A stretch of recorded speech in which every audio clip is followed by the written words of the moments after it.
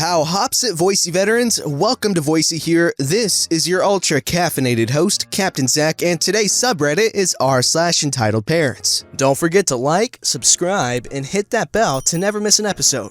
Alright, this story's called Entitled Mother at a Wedding. This was a few years back now at my friend's wedding. I was one of her bridesmaids. The other bridesmaid was a young girl, about 4, who was the daughter of a family friend. Here's the cast. There's Entitled Mother, the family friend, Entitled Kid 1, the daughter and other bridesmaid, Entitled Kid 2, the son, about 5 or 6, friend, boyfriend, my boyfriend, and now husband. The first time I met Entitled Mother was at friend's hen do.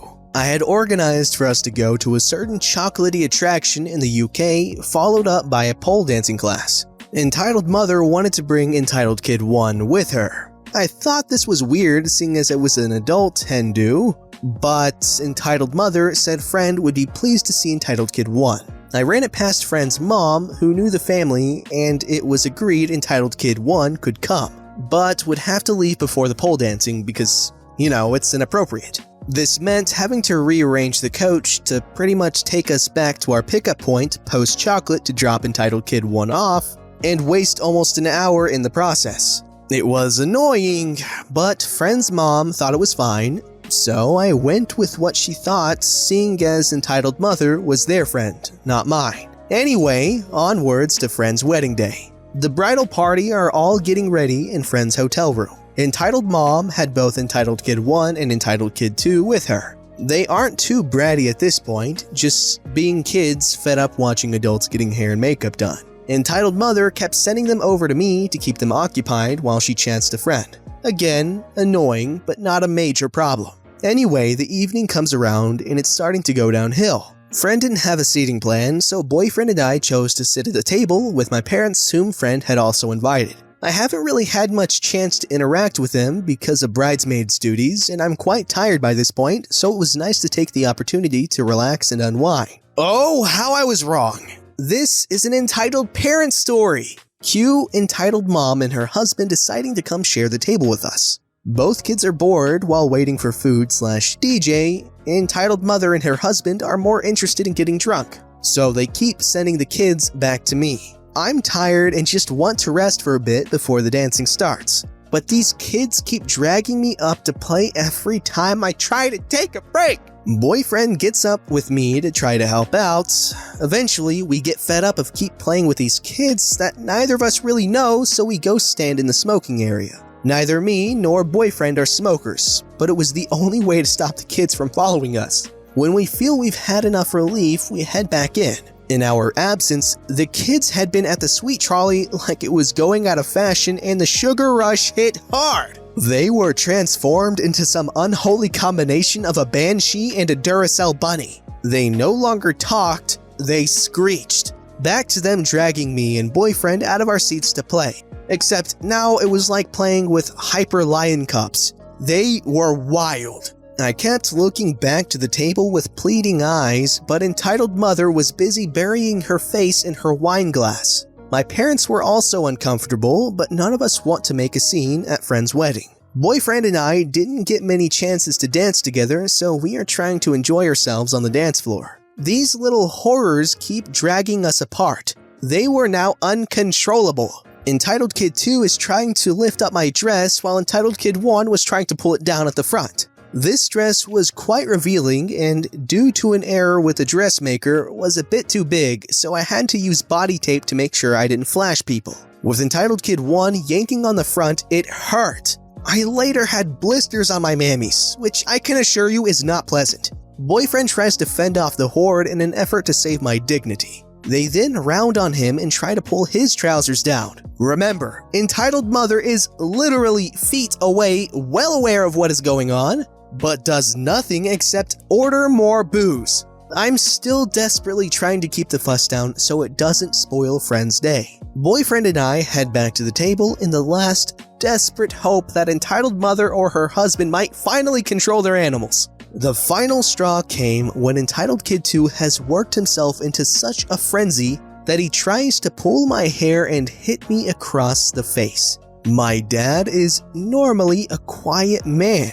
but he had well enough and truly had enough of this circus and simply put his hand across my face and boomed. That's enough! I know it's a social faux pas to tell someone else's children off, but by this point, we were all sick of it. The kids go wide-eyed and scuttle behind Entitled Mother. Entitled Mother shot us a filthy glare, summoned her husband and brood, and promptly left. I also noticed Entitled Mother had written in Friend's guestbook. Normally, people put down congratulations to the new couple, wish them happiness, etc. Nope, Entitled Mother had to make it about them and had written a thank you to Friend for making Entitled Kid 1's Big Day special. Sure. I later found out from Friend that Entitled Mother had bitterly complained to her about us, to which Friend said, "She was my bridesmaid, not your free babysitter. What did you expect?" Okay, oh my gosh. Alright, children at weddings.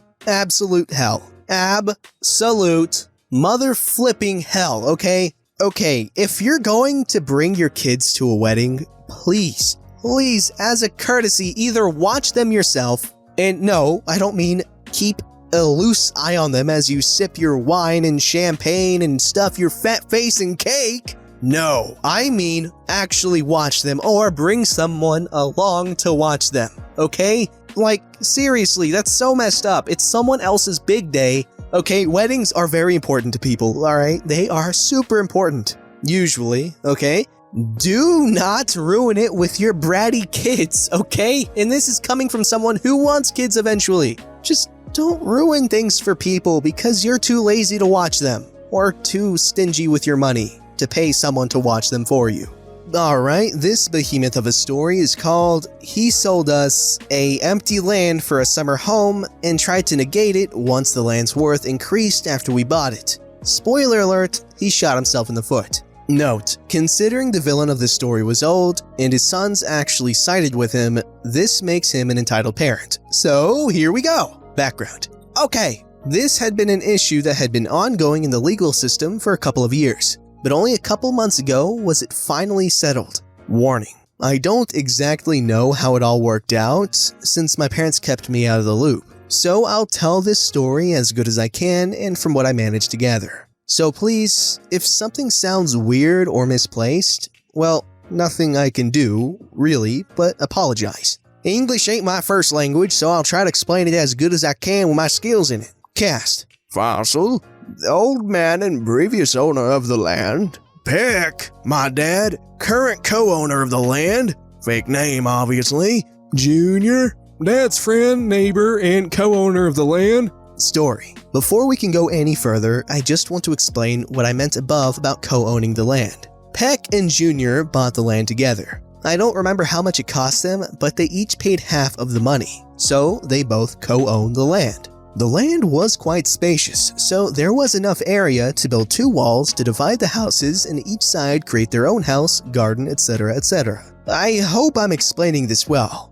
I forgot to mention, we got the land with the intention to build a summer home in another city, so we could go there to spend the holidays or the summer when we felt like it. And while the beach wasn't necessarily right next, it was a very short distance from the land. Anyway, everything was going nice before the purchase. Fossil was actually nice at first and everything went well. Peck and Junior signed a contract and the land was now ours. However, everything went downhill fast. Apparently, soon after the purchase, the city hall decided to asphalt the main road that connected the street that had the land and the other neighbor's house were located on, as it was previously a sand road. Because of this, the price of the houses and lands increased. Fossil realized this, and realizing that he lost a chance of selling it at a higher price, decided to go against the contract and try to claim the land back. That's when all hell broke loose. Following that, an all-out war started. Fossil versus Peck and Junior. Fossil began threatening them about taking them to court, and how the land was still his, and the contract was nullified, blah blah blah blah blah. Problem is, Peck and Junior were still paying. They didn't pay all the money immediately because neither my family or Junior's had anywhere near enough cash to pay it off on the spot. So we paid in finances, like a specific amount per month or something. That part was actually blurry to me because my parents never specified how it worked, but it was something like that.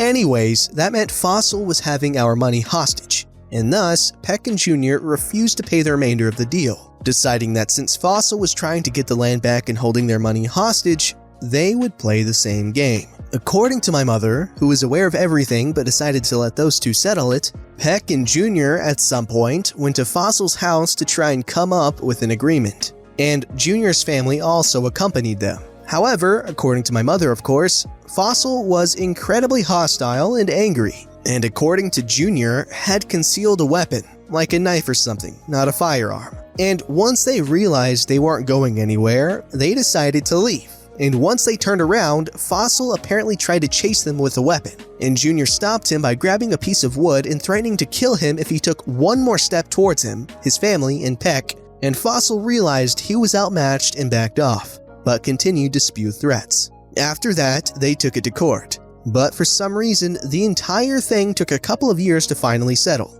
During that time skip, I have no idea what was going on, and Peck and Jr. went to a couple of hearings on the land city, but I never went because, honestly, I had no idea what the process was and didn't actually care, as long as Fossil paid for trying to screw us over. During this time, my maternal uncle became a licensed lawyer and my mother asked for his help and advice. And my uncle pretty much said that Fossil was digging his own grave. Anyway, on the day of the final conclusive hearing, it all ended. Fossil showed up to court, and once the judge asked for their sides of the story, Fossil pulled out a fake contract. Yes, dear listener, you heard that right. He pulled out a fake freaking contract with his signature on it, but not Peck's and Jr.'s, and claimed that Peck and Jr. never signed anything. Therefore, the land was officially his and demanded that they return it to him. However, Peck and Jr. pulled an Uno reverse card and revealed the actual contract, with Peck, Jr., and Fossil's signature on it, and pretty much revealed that Fossil was trying to screw them all over. Also, during the 2 years that this had been going on, Fossil went to our land and built a small cabin for himself. Yup, he believed that he was surely gonna win. He built a cabin the size of a small bathroom and claimed that the cabin had been built there before he even sold the land. Stupid flip. But the cameras showed the construction taking place in between the 2 years that this whole thing was going on. So, strike one. Then, Peck and Jr. showed off video footage of the incident I mentioned before. Fossil trying to attack them with a weapon, as it was all caught by a camera in one of the light posts in the street. Strike two. And finally, Fossil actually flipped himself over by continuously claiming contradictory statements. I don't know exactly what he was talking about, as once again I wasn't present, but according to my father, Fossil said one thing and later on retconned himself before starting the cycle again. Eventually, the judge had heard enough and dropped the hammer. Fossil had lost the case completely, while also stating Fossil wouldn't have to return the money Peck and Jr. already paid. Peck and Jr. wouldn't need to pay the remaining money they were required to, because of the whole crapstorm. Also, Fossil had 30 days to collect whatever items and tools he left behind at the cabin he built. Otherwise, Peck and Jr. could claim it as their own. And aside from that, Fossil had to pay both parties lawyer fees, and should he ever attempt anything or even try to talk to Peck and Jr. about anything regarding the land, he would immediately be sent to jail, and considering his current age, he'd most likely die in prison. And also, Fossil had to pay a large booty fine for the evidence of him trying to attack Peck and Jr. with a weapon, or go to jail, and Fossil obviously chose the former. I don't know how much he paid, but I do know it was a lot of money. So, Fossil lost the case, made a fool of himself, and had to pay both lawyers for their trouble, and had to pay an additional amount of money for the fine, and we kept the land for cheaper than we were supposed to. Ain't karma a floozy, huh, Fossil? While I'm disappointed that there was no dialogue to the story, I think the story was pretty cool. Yeah, don't try to screw people over when you have a contract. I don't understand what this dude was thinking at all. I don't understand why he thought that threatening to kill them would be a good idea. Okay, this dude just did not think anything through at all. Like, wow. Also, advice from Zach, if you're ever planning to sell any property of yours, make sure that they're not planning to, do something that would increase property value before you sell it, because you're potentially, gonna miss out on a lot of extra money like this old fart did.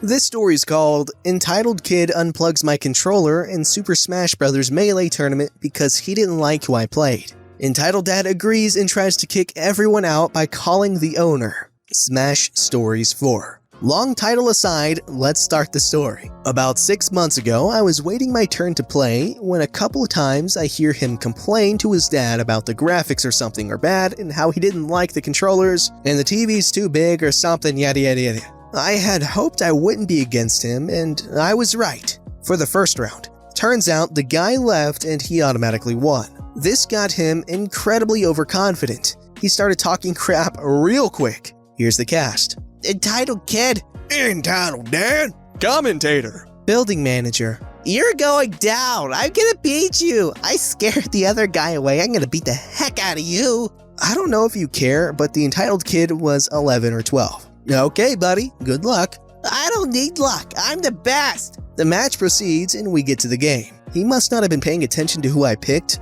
We get there and he unplugs my freaking controller. What the hell? I don't like that you played that pink thing. Stop, you're gonna switch.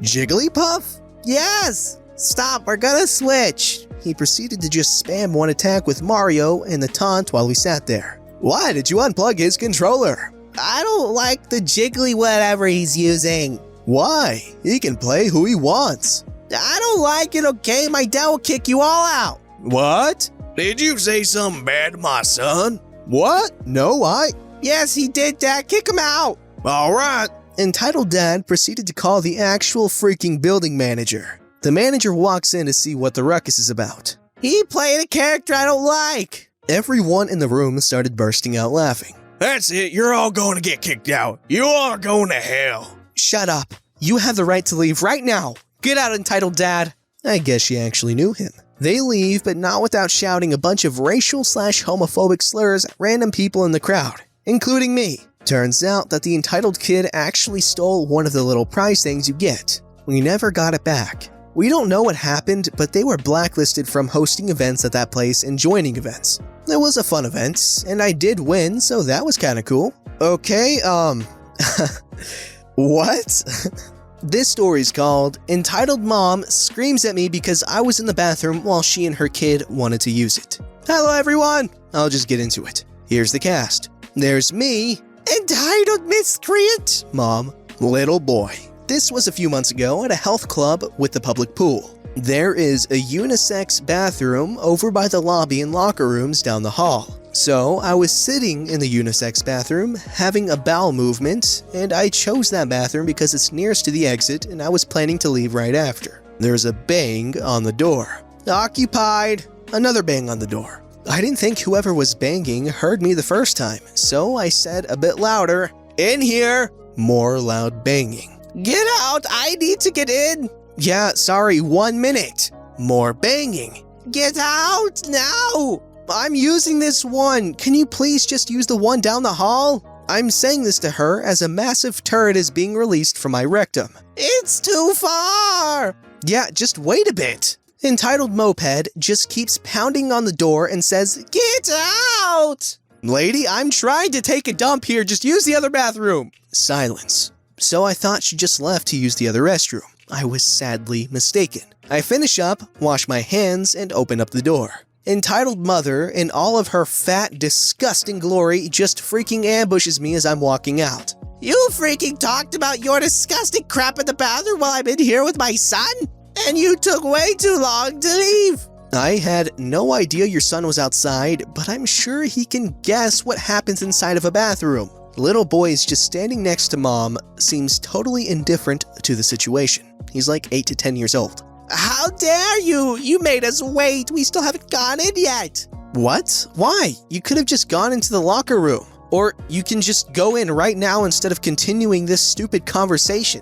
"Are you calling me and my son stupid? What are you, some kind of pervert? Telling people what you do on the toilet?" "Just go use the bathroom if it's that urgent, lady. And yes, I think you are completely moronic. Stop standing here like an idiot and go do what you were banging on the freaking door about." I just walked off. She screamed, "Hey!" as I was leaving, but I ignored it and just went out of the building. Didn't even look back. Not as insane as some of the other stuff on here, with police being called and all that. Just some weird fat lady being a butthole. Okay, what is this lady's problem?